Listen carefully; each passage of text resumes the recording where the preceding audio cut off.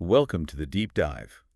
Today we are taking a really close look at a city that's, well, full of contrasts. Tel Aviv. It really is. You've got this incredibly modern, liberal place, the Miami of the Middle East vibe. Yeah, booming. But then you look at the bigger picture, the geopolitics. Yeah. And our sources show it's under some seriously intense risk advisories. That duality, that's exactly what we're digging into. You mentioned the advisories, like the U.S. State Department's level 4. Right, do not travel. That was June 2025. Yeah, and it specifically calls out armed conflict, terrorism, civil unrest, especially, after the back-and-forth attacks between Israel and Iran. This isn't just theoretical stuff. Definitely not. Okay. So, our mission here is to get past the headlines. Yeah. We want to distill the sort of layered knowledge you actually need. Uh-huh. We're not just talking like street crime stats. We're diving into the whole system. The national defense side, like the Home Front Command, Yeah. right through to the city's own efforts, really cutting-edge urban safety tech, and even things like gender equity initiatives. And the main thing for you listening is to grasp this layered approach to managing risk. It's very institutionalized. It's complex. So understanding the system itself. Exactly. Knowing where the shelters are, how the city uses digital planning. Yeah. That's how you understand what makes safety and, I guess, resilience so unique here. Okay, let's start big picture then, geopolitically. Yeah. Tel Aviv is clearly a major target. No question. These tensions are constantly, flaring up. Our sources mention recent strikes in Gaza testing ceasefires. Right. And the whole situation with the Rafah crossing being closed used as leverage. And, sadly, identifying hostage remains too. It all just underlines that preparedness can't be optional. It has to be, baked into the system. And that system, that institutional response, really falls to the Home Front Command, Pekud Haref. Pekud Haref. What's interesting is it's not some ancient thing. It was set up pretty recently, relatively speaking, 1992. After the first Gulf War. Precisely. Because the threat landscape changed. The home front became a potential battlefield, so they needed a specific civilian protection agency. Got it. So they handled the warnings, the info. Yep, the national siren system, crucial information in 4 languages: Hebrew, Arabic, English, Russian. And what are the signals? You hear that siren, that up and down wail? That's the main one. Or in areas closer to Gaza, you might hear Seva Adam. Code red. Code red, yeah. When you hear that, protocols kick in. But the real challenge is, how do you get millions of people safe in, well, sometimes just seconds? That sounds incredibly difficult. It is. So you build safety into the actual buildings. That's where these secure spaces come in. Yeah. We really need to understand the different types. Okay. After the Gulf War, the government mandated the MAD, M-A-M-A-D. That's the one inside apartments, right? Exactly. A protected space within a private home or apartment. Basically, a reinforced room, minimum 9 square meters, designed for immediate, right there protection. Okay, MAD. But I saw other terms too. Mamek. Miklat. How do they differ? Good question. So Mamad is private, in your own place. The Mamak, M-A-M-A-K, that's a protected space on a floor in a multi-story building. Think apartment blocks, office buildings. So communal for that building. Kind of, yeah. Communal for the floor or section. And then the Miklat, that's the older style, often communal bomb shelter. Might be underground, maybe separate from the main building. So Mamad, private, Mamak, multi-story communal, Miklat, older, often separate communal. Got it. Those distinctions are important for knowing where to go. Right. Okay, so the siren goes off, protocol, you've got seconds, maybe up to 3 minutes, depending where you are. What do you do once you're in the safe space? It's quite specific. Basic rule: get low, sit on the floor next to an inner wall, stay away from windows. Obvious stuff, maybe. Seems logical. But here's a detail I found really interesting, especially for high-rises. Oh, yeah. If you're in a building taller than 3 stories, the Home Front Command explicitly says, go down 2 flights of stairs to a more protected floor. 2 flights, not just the nearest protected floor. 2 flights if it's over 3 stories. If it's only a 3-story building, you go down 1 flight. Huh. Why so specific?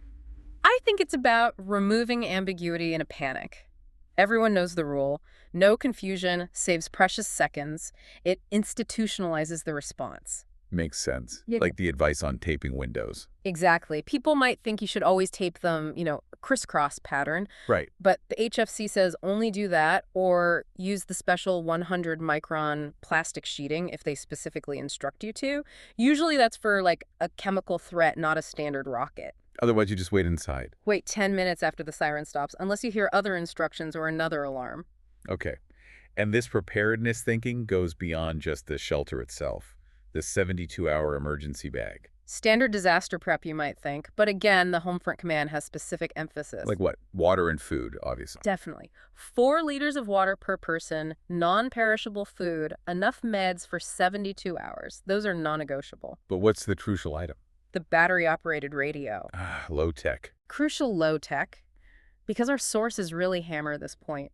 Your mobile phone, your laptop. They might not work in a major incident. Networks could be down or overloaded. So the radio is your lifeline for updates from HFC. Absolutely. Potentially life-saving updates. And quickly, those individual protective kits, IPKs. Yeah. Gas masks. Yeah, gas mask, head protection. Distributed free to Israeli citizens, there are actually 7 different types, and they're designed to last a long time, like 15 to 23 years validity. Again, it speaks to that long-term institutional thinking about threats. All right, let's try to make this pivot now, because it's still kind of hard to square that level 4 travel advisory with Tel Aviv's image as this, super functional, safe, almost European city. So let's shift gears. What's the risk when it's not a missile, but maybe a pickpocket?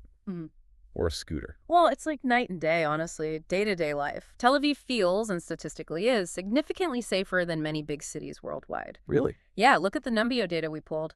Tel Aviv-Yaffo's crime index is low, about 26. Safety scale is high, nearly 74. How does that compare locally, say, to Jerusalem? Favorably. Jerusalem's crime index is noticeably higher, over 36.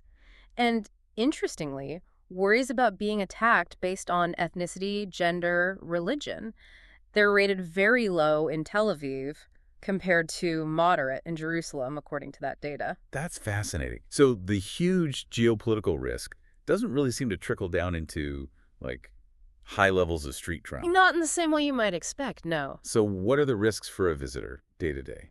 Mostly minor stuff, the kind of thing you'd expect in any busy city, really. Pickpocketing can be an issue in crowded spots, beaches, markets, train stations, the usual places. Okay. And the most commonly cited scam seems to be with taxis, overcharging. The classic. Yeah, so the advice is clear. Negotiate the fare up front, or better yet, insist they use the meter.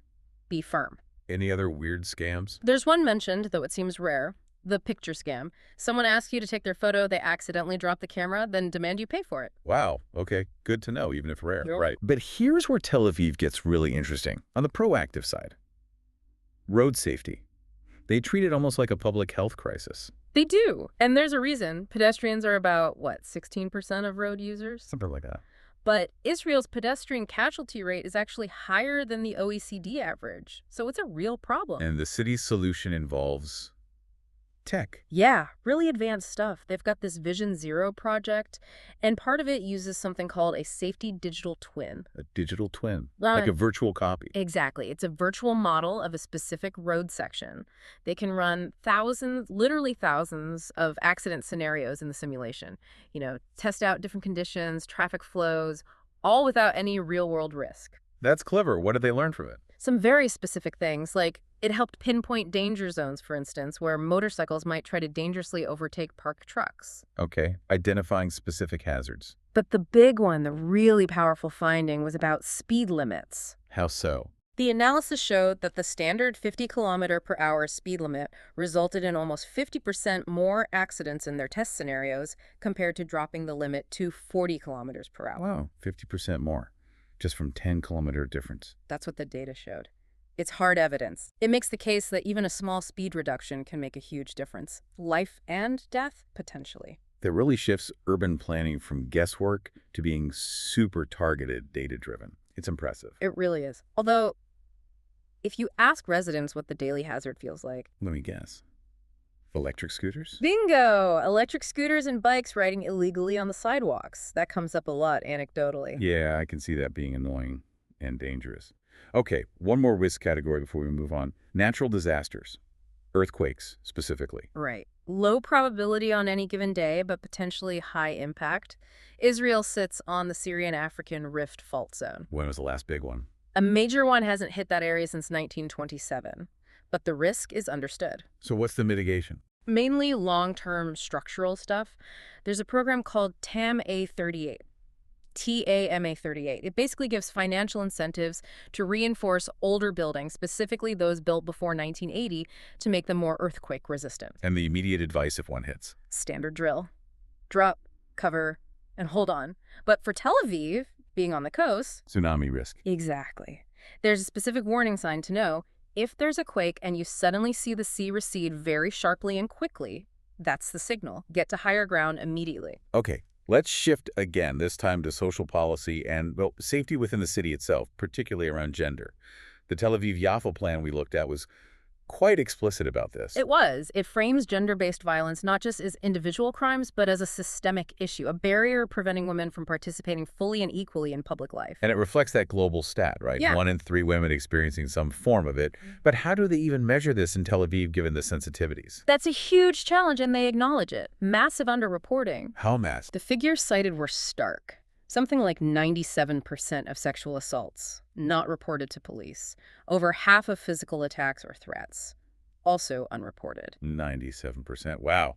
That means official crime stats barely scratch the surface. Exactly. So the city has to look beyond just police reports.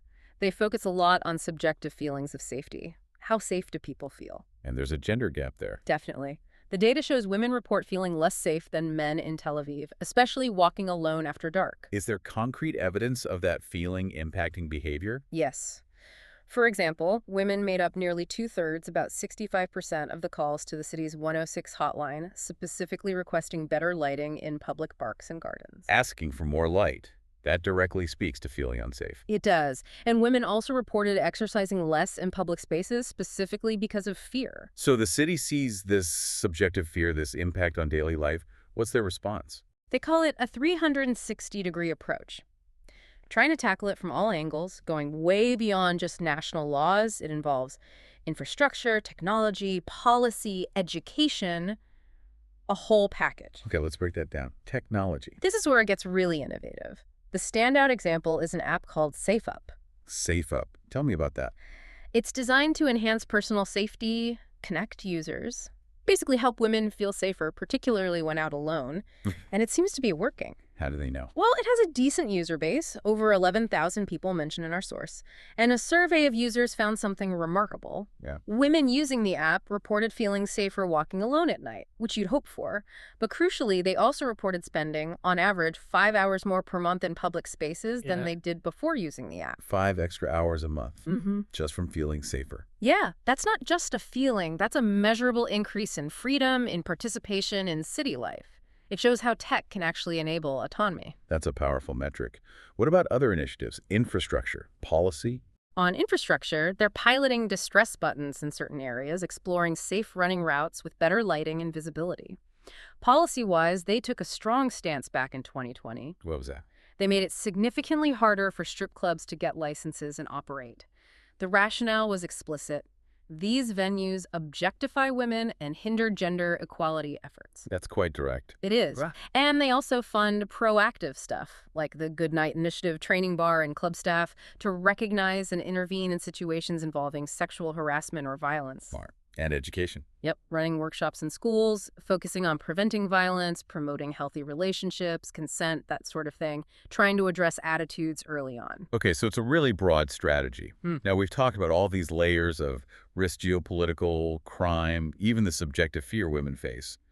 Living with that constantly, it must take a psychological toll. Absolutely. Chronic insecurity, whether from potential attacks or just feeling unsafe in your own neighborhood, creates stress. Our sources touch on this. What kind of symptoms? It's a wide range, and it's important to normalize them. After a major incident or just prolonged tension, people might experience changes in sleep patterns, feeling apathetic or detached, physical issues like headaches or stomach problems. Even guilt? Yeah, survivor's guilt can be part of it too. The key point is, these are normal human reactions to very abnormal, stressful situations. But when does it become something more serious? The advice is generally, if these feelings get worse over time, or if they really start interfering with your daily life, work, relationships, just functioning, then it's important to seek help. And there are resources. Yes, thankfully. Emotional support hotlines like Iran and Natal are mentioned as places to turn for professional support. Recognizing and managing the stress is part of overall preparedness too. #outro. So looking back at this deep dive, that duality of Tel Aviv really comes through, doesn't it? You have this city pushing forward, innovating. Absolutely.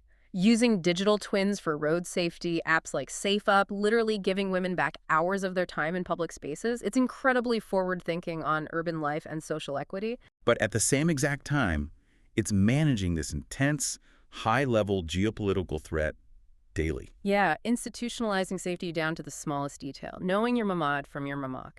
Having that battery radio ready, it's a constant reality. So I guess the core insight for you listening is that safety in Tel Aviv isn't passive. It's an active, ongoing process. Right. Preparedness, whether it's knowing the missile drill, packing that 72-hour bag, or even just using the SafeUp app, it's framed as an act of resilience. It's a way to manage fear, whether the threat is military or natural disaster or even social. And that resilience, as you said, can be measured, like those 5 extra hours per month for women using the app. Which leaves us with a final thought, maybe something to ponder. We saw how urban progress in Tel Aviv was measured, in part, by those extra hours women felt safe enough to reclaim in public. So the question is, what would it actually take in Tel Aviv and other dynamic, high-stakes cities around the world for that subjective feeling of safety to finally truly match the objective reality for everyone?